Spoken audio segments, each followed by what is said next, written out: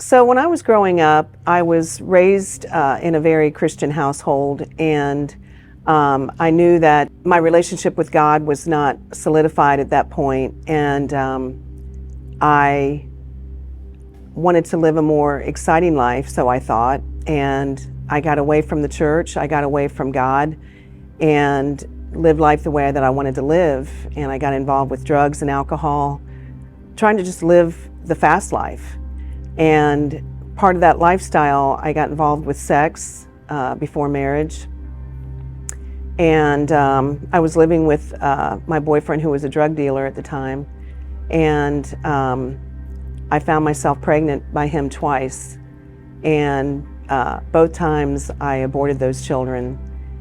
It was the most selfish act I could have done. I didn't want to leave that lifestyle, but yet I knew that I couldn't bring a child into that lifestyle. And so I chose abortion both times. And I didn't even let him know that I was pregnant before I aborted. There was a moment of relief, and then there was a lifetime of regret. And fast forward, I was in that relationship for 7 years, and then got into another unhealthy relationship, still involved in that lifestyle of drugs and alcohol. And I found myself pregnant again.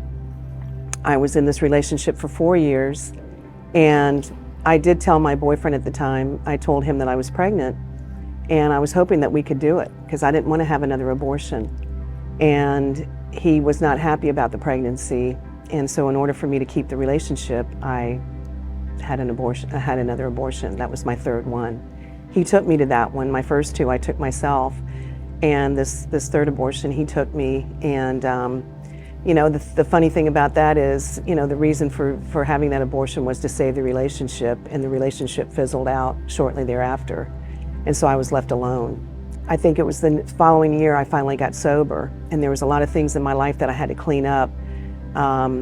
And with the abortions, I just kept pushing that down. The memories of those, I didn't even want to think about it. I even had talked to a couple of therapists about my abortions, and they said, you know what, Liz, you did the best you could with what you had at the time.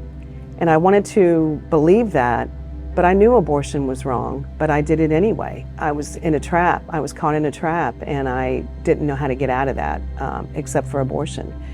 So that just didn't sit well with me, with what the therapist told me. And I was paying these people, and that's the advice that they were giving me.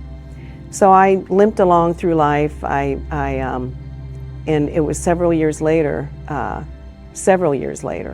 is when a friend of mine had told me about healing after abortion. There's a ministry in Atlanta.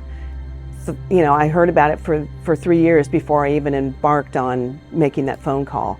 I just didn't know what healing would look like. And I finally made the phone call, and I did a retreat first, but then I did a Bible study. And it was life-changing and life-saving for me. It digs into not even just the abortion itself, but what led up to those abortions, and how I didn't value myself, and there were other people that were responsible also to help me make that decision, even though I wanted to put all the responsibility on myself. To forgive those people, and to forgive myself, and to claim my children as my own, to acknowledge that I was their mother.